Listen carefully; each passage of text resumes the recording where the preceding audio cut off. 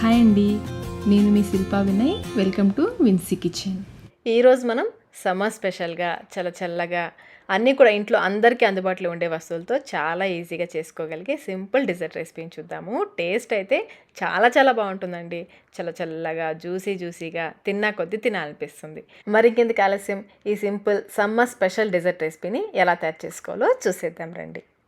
ముందుగా స్టవ్ పైన ప్యాన్ పెట్టేసుకుని అందులో 1/2 లీటర్ పాలు పోసి మీడియం ఫ్లేమ్లో కలుపుకుంటూ, పైన మేగడ పట్టకుండా కలుపుకుంటూ పాలని కాగనివ్వాలి.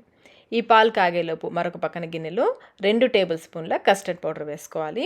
ఇప్పుడు ఇందులో 1/2 కప్పు నీళ్లు ముందు కొంచెం పోసి ఉండలు లేకుండా కలుపుకోవాలి. ఉండలు లేకుండా కలుపుకున్న తర్వాత మిగిలిన నీళ్లు కూడా పోసేసి కొంచెం పలచగా ఉండేలాగా కలుపుకోవాలి. ఇలా ఎక్కడా కూడా ఉండలు లేకుండా కలిపేసుకుని పక్కన పెట్టేసుకోండి. పాలు కాగి ఒక పొంగు వచ్చిన తర్వాత ఇందులో 1/2 కప్పు పంచదార వేసుకొని కలుపుకుంటూ పంచదారని కరిగించుకోవాలి.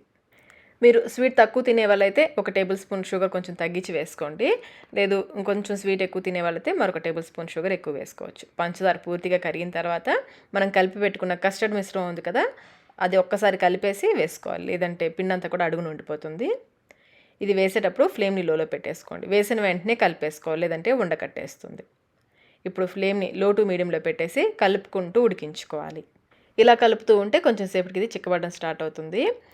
ఇలా కలుపుకుంటూ ఒక 5 నిమిషాల పాటు ఉడికించుకోవాలి. మరి చిక్కగా ఉడికించేది, కొంచెం పలచగానే ఉండాలి. ఇంకా మీరు ఇందులో మంచి ఫ్లేవర్ కోసం వెనీలా ఎసెన్స్ కూడా వేసుకోవచ్చు. కన్సిస్టెన్సీ చూడండి, ఈ విధంగా వచ్చేంత వరకు ఉడికించుకొని స్టవ్ ఆఫ్ చేసేసుకోండి. దీన్ని పక్కన పెట్టేసుకొని బ్రెడ్ పీసెస్ని, ఈ బ్రౌన్ కలర్ పార్ట్ ఉంది కదా, 4 వైపులా కూడా కట్ చేసేసుకోవాలి. ఇలా ఒక 5-6 పీసులు కట్ చేసి పెట్టేసుకోండి. ఇప్పుడు ఒక స్టీల్ బాక్స్ కానీ లేదంటే ఈ విధంగా గ్లాస్ బాక్స్ కానీ తీసుకుని ముందు ఒక లేయర్ ఈ విధంగా బ్రెడ్ పెట్టాలి. మీరు ముందు కస్టర్డ్ మిశ్రమం వేసుకుని దానిపైన బ్రెడ్ పెట్టవచ్చు, లేదా ముందు బ్రెడ్ పెట్టి దానిపైన కస్టర్డ్ మిశ్రమం వేసుకోవచ్చు. ఒక 2 గరిటెలు బ్రెడ్ మునిగేంత వరకు వేసుకోవాలి. అలాగే వేడిగానే వేసేసుకోవచ్చు. కస్టర్డ్ పూర్తిగా చల్లారాల్సిన అవసరం లేదు, వేడి కస్టర్డే వేసేసుకోవచ్చు. ఇప్పుడు దీనిపైన మరొక లేయర్ బ్రెడ్ పెట్టేసుకోవాలి. మళ్ళీ ఒక లేయర్ దీనిపైన కస్టర్డ్ వేసేసుకోవాలి. సమ్మర్ వచ్చిందంటే చల్లగా ఏదో ఒకటి తినాలనిపిస్తూ ఉంటుంది కదండి. ఇలాంటి స్పెషల్ ఐటమ్స్ చేశారంటే పిల్లలు కూడా ఇష్టంగా తింటారు. దీనిపైన సన్నగా కట్ చేసిన యాపిల్, మనకు నచ్చిన ఫ్రూట్స్ వేసుకోవచ్చు. అరటిపండు వేసుకోవచ్చు. నేనైతే కొన్ని గ్రేప్స్ వేస్తున్నాను, కొన్ని యాపిల్ ముక్కలు వేసాను, అలాగే దానిమ్మ గింజలు కూడా వేస్తున్నాను. మీరు ఇంకా మస్క్ మిలన్ కూడా వేసుకోవచ్చు. ఫ్రూట్స్ అన్నీ వేసాక మళ్ళీ పైన కొంచెం కస్టర్డ్ వేసేసుకోండి. మరి ఎక్కువ అవసరం లేదు, ఫ్రూట్స్ పైన కొంచెం వేసుకుంటే సరిపోతుంది. చివరిగా మరొక లేయర్ బ్రెడ్ పెట్టేసుకోండి. ఇంకా దీనిపైన మిగిలిన కస్టర్డ్ అంతా కూడా వేసేసుకోండి. ఇలా వేసేసి పైనుంచి సన్నగా తరిగిన డ్రై ఫ్రూట్స్ వేసేసుకోవాలి. నేనైతే ఈ చాపర్లో వేసేస్తున్నాను. డ్రై ఫ్రూట్స్ బాగా సన్నగా కట్ అవుతున్నాయండి. నేను ఆన్లైన్లో తీసుకున్నాను. ఇది లింక్ కావాలంటే నేను మీకు డిస్క్రిప్షన్ బాక్స్లో ఉంచుతాను, కావాలంటే ఒకసారి చూడండి. ఈ విధంగా 2 సార్లు ట్యాప్ చేస్తే మధ్యలో గ్యాప్స్ ఏమైనా ఉంటే ఫిల్ అయిపోతాయి. అలాగే మనం కస్టర్డ్ కొంచెం వేడిగా ఉన్నప్పుడు వేసాం కదా, అది పూర్తిగా చల్లారిన తర్వాత ఈ బాక్స్ని మూత పెట్టేసి ఫ్రిడ్జ్లో ఒక 2 గంటల పాటు ఫ్రిడ్జ్లో పెట్టేసామంటే చక్కగా సెట్ అయిపోతుంది.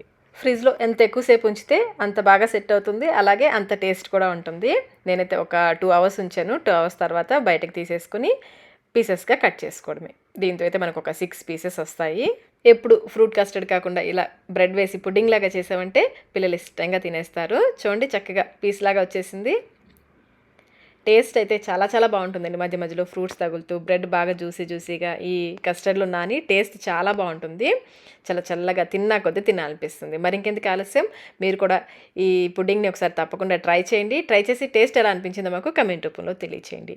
వీడియో నచ్చినట్లయితే లైక్ చేయండి, మీ ఫ్రెండ్స్కి, ఫ్యామిలీ మెంబర్స్కి షేర్ చేయండి. మన ఛానల్ని ఫస్ట్ టైం చూస్తున్నట్లయితే సబ్స్క్రైబ్ కూడా చేసుకోండి. Thank you.